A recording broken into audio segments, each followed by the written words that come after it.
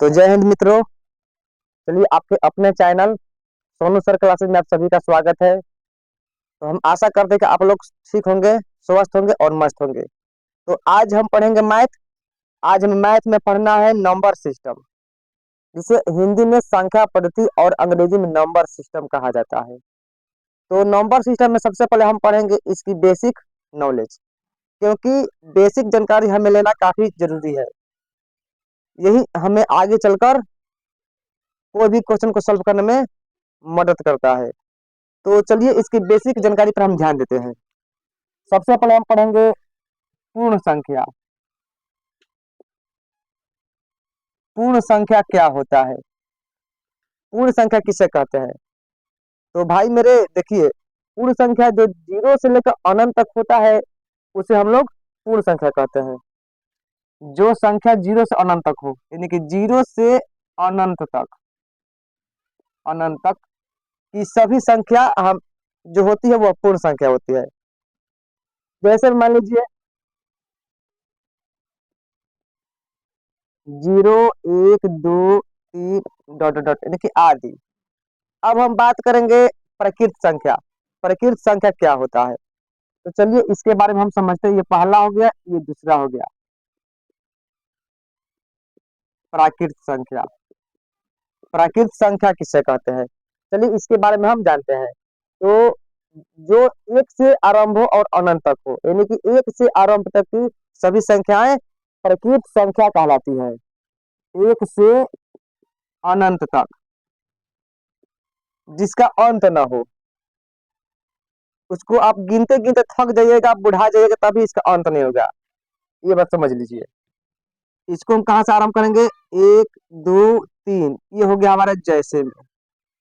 जैसे में क्या हुआ? 1 2 3 आदि।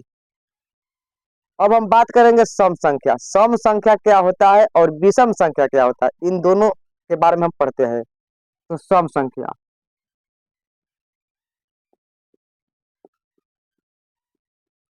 सम संख्या क्या होता है? तो जो संख्या दो से पूरी पूरी विभाजित हो। जैसे मान लीजिए 2 हो गया, 4 हो गया, 6 हो गया, 8 हो गया, 10 हो गया, 12 हो गया, ये सब क्या है? तो सम संख्या है। जो संख्या दो से पूरी पूरी विभाजित हो, दो से पूरी पूरी विभाजित हो। जैसे मान लीजिए 2 4 6 8 आदि। जैसे 2 4 6 8 आदि। अब विषम संख्या क्या होता है? जो संख्या दो से पूरी पूरी न कटे, जो संख्या दो से पूरी पूरी न कटे।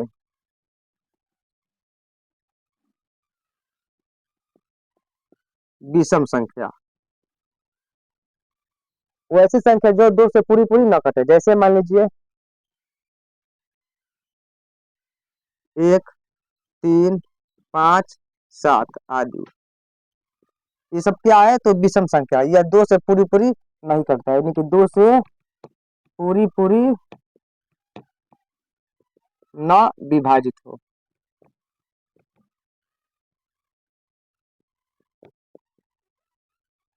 पूर्ण संख्या हो गया, प्रकृत हो गया, सम हो गया और विषम हो गया।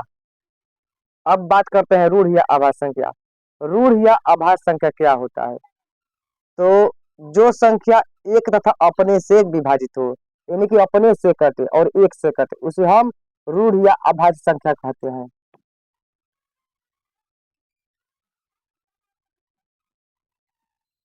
रूढ़ या अभाज्य संख्या।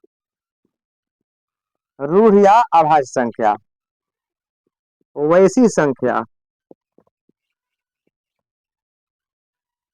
जो एक तथा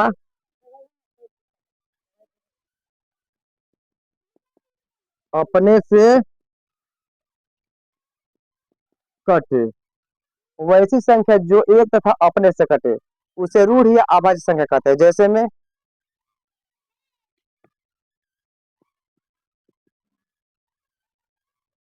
2 3 5 7 11, ये वैसी संख्या है जो एक तथा अपने से कटती है। यह किसी दूसरे से विभाजित नहीं होती है, इसे हम क्या कहेंगे, रूढ़ या आभास संख्या कहेंगे। अब हम बात करेंगे भाज्य या संयुक्त संख्या।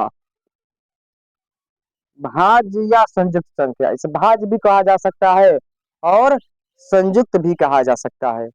तो भाज्य या संयुक्त संख्या किसे कहते हैं? तो वैसी संख्या जो एक तथा अपने को छोड़कर अन्य संख्या से भी कटता है, वैसी संख्या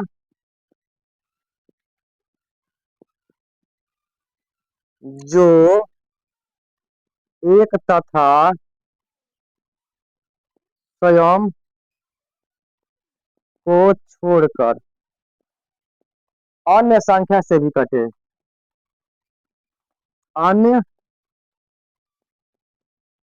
संख्या से भी कटे, उसे क्या कहा जाता है? तो भाज्य या संयुक्त संख्या। जैसे में मान लीजिए, जैसे में क्या होगा, जैसे में हो जाएगा हमारा 4, 6, 8, 9, 10, 12, 15।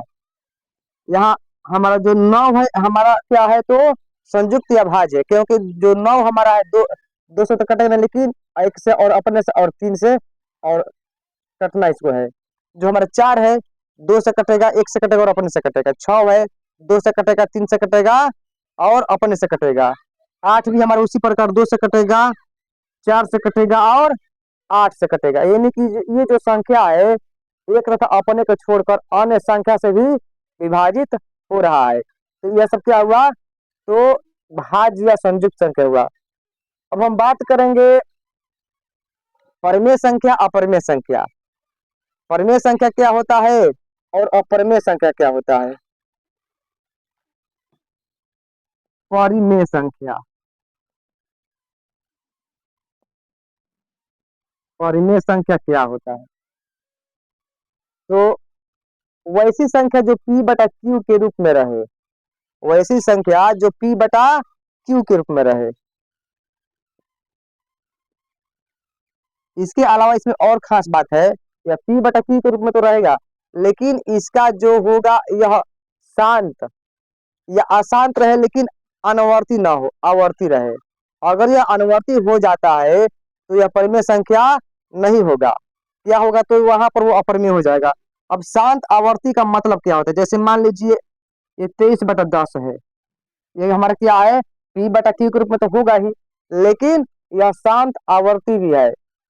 क्या है? ये तो हमारा शांत। आप पूछेंगे कैसे ये शांत है? तो यह 2 और 5 के रूप में यहाँ पर विभाजित हो जा रहा है। जो नीचे वाला हमारा हर दिखाई दे रहा है, यह 2 और 5 के रूप में बट जा रहा है। तो क्या क्या हुआ हमारा? तो शांत हुआ। अब हमारा अशांत आवर्ती होता है, आवर्ती नहीं, अनावर्ती हो गया तो अब क्या हो जाएगा? वो अपर में हो जाएगा। जैसे मान लीजिए 1.234, 234, यह हमारा जो है परमेय है, लेकिन क्या है? अशांत है। अगर यहाँ पर यह अनावर्ती रहता तो यह परमेय नहीं होता। अब हम बात करेंगे अपरिमेय संख्या। अपरिमेय संख्या किसे कहते हैं? तो अपरिमेय संख्या, अपरिमेय संख्या वैसी संख्या जो p बटा q के रूप में ना रहे और जो अशांत अनवर्ती रहे। p बटा q के रूप में ना रहे, p बटा q के रूप में ना रहे और क्या रहे? तो यह अशांत अनावर्ती हो,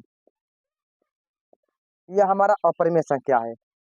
यह किसी भी कीमत पर क्या होगा? तो अपरिमेय होगा, परिमेय नहीं होगा। जैसे मान लीजिए 0.2 3 2 3 3 2 3 3 3, ये हमारा क्या है? तो अपरिमेय संख्या है, क्योंकि यह अशांत अनवर्ती है। अब बात करेंगे हम सह अभाज्य संख्या। सह अभाज्य संख्या क्या होता है? तो वैसी संख्या जिनके बीच एक का अंतर रहे, वैसी संख्या जिनके बीच एक का अंतर रहे, उसे हम सह अभाज्य, 9वां नंबर क्या है? सह अभाज्य संख्या। सह अभाज्य संख्या वैसी संख्या जिनके बीच एक का अंतर हो। जैसे मान लीजिए 2 का 3 हो गया, 5 का 7, 11 का 13, ये सब क्या है तो सहअभाज्य संख्या है। क्या है तो सहअभाज्य संख्या है। तो ये था नंबर सिस्टम यानी कि संख्या पद्धति के कुछ बेसिक नॉलेज। तो अगले वीडियो में हम आएंगे तो इसी पर आधारित कुछ प्रश्न लेकर आएंगे। यह हमारे लिए काफी जरूरी है, यहाँ से सारा प्रश्न बनकर तैयार होता है। तो इतनी आज के लिए इतना ही रहेगा। फिर अगले वीडियो में हम आएंगे तो आप लोग को हम कुछ इस पर आधारित प्रश्न लेकर आएंगे। अगर आप लोग को अच्छा वीडियो लगा होगा तो आप लोग इसे सब्सक्राइब और शेयर, लाइक, कमेंट जो करना है सब कर दीजिएगा।